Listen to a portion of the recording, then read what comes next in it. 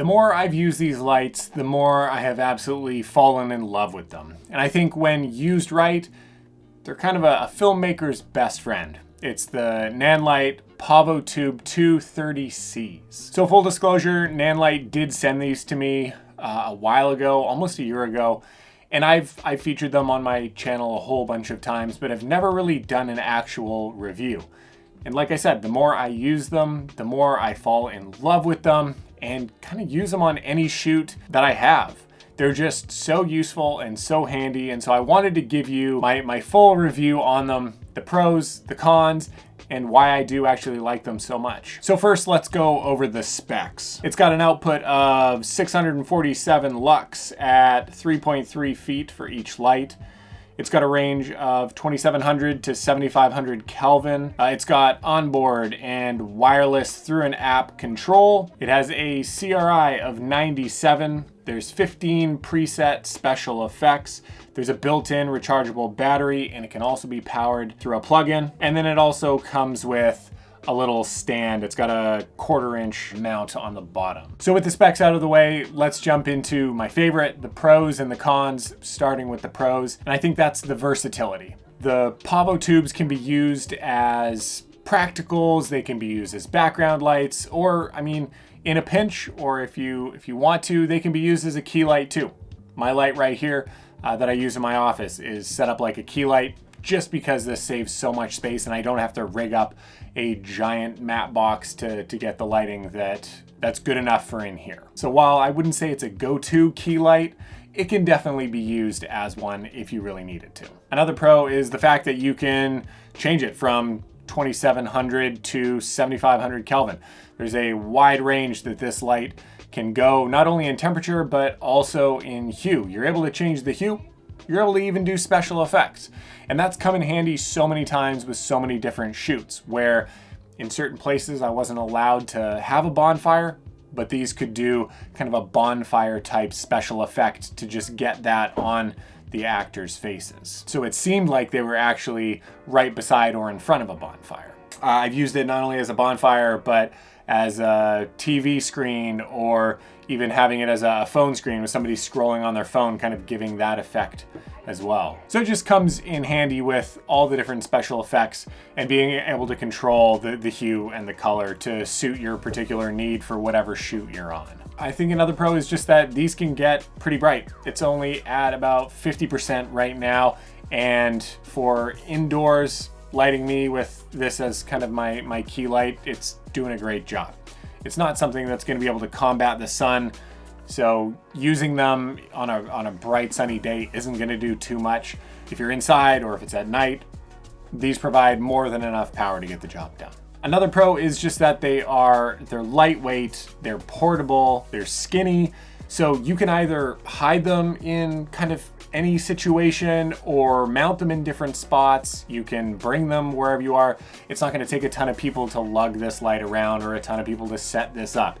This is just a super quick, put it on the stand, stick it where you need it, or mount it. Comes with a couple mounting options, or it's light enough that you're able to tape it on a roof or mount it on a roof as a practical or kind of as a secondary light. And the fact that you can run it on battery or have it plugged in, again, just adds to that versatility of being able to put it in so many different spots and use it in so many different situations. The build quality is just great.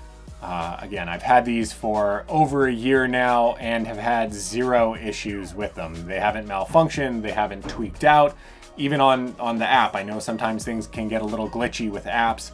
These have been great. And the build quality of the light itself is fantastic as well. These are sturdy. They, so far, seems like they're going to be able to last a long time. So this isn't these lights specifically, but you can get a whole slew of different options for PavoTubes that Nanlite offers. You can have a 2-foot or a 4-foot. You can have a bundle of 4 or a bundle of 2. I'd recommend just going on Amazon or going on their website to go and check out the lights that would kind of best fit your situation. I have the 4-foot. I got a pack of 4 to be able to light just different scenes in so many different ways. It provides a ton of flexibility. And then the last pro that I'll mention is the app. I absolutely love the app. Just being able to control everything from my phone makes it so much easier and faster to get the kind of lighting that I need on set without having to go there and fiddle around with all the buttons. It's just a couple quick taps. It's got all the right settings that I need or want for whatever the scene requires. I've just been kind of gushing over these lights, and I know that Nanlite sent them to me. So I know there's that opportunity of it not seeming like a genuine review. I honestly love these lights. I use them all the time. If they hadn't gifted it to me, again, using these for the 1.5 years that I've used them, I would gladly spend my own money on these in a heartbeat. They've outdone themselves on the shoots that I've used them on, and they're just so helpful for just my setup here in my office. I think they're great.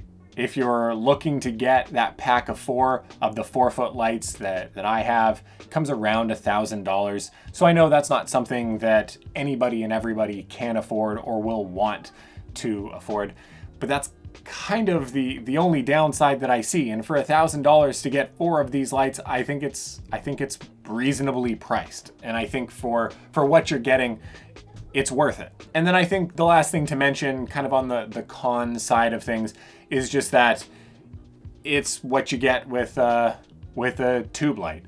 It's not going to be used and shouldn't be used in every single situation. It's not necessarily the best for a key light, although I do use it in my office as one, just because it fits the situation that I'm in, and it's bright enough and soft enough to use it. But I wouldn't really recommend using this as your key light in a sit-down interview kind of situation. I'd recommend something like the Forza 300B, which is another light that I have that I use as my go-to for all my key light and interview setups. A tube light isn't a light that you're going to use for everything, but it shouldn't be used for everything. And so this isn't kind of like a one-stop shop for all your lighting needs. But if you use it for the ways that it can be used in the right situations, I think these PavoTubes are incredible, and I'm gonna continue to use them in a lot of the shoots that I'll have in the future. So let me know your thoughts. Let me know if you've used them before, what your thoughts are. Would you want to get these? I'd love to hear from you. Again, I just wanna make this a community where we can learn and grow together. And as always, I'll see you in the next video.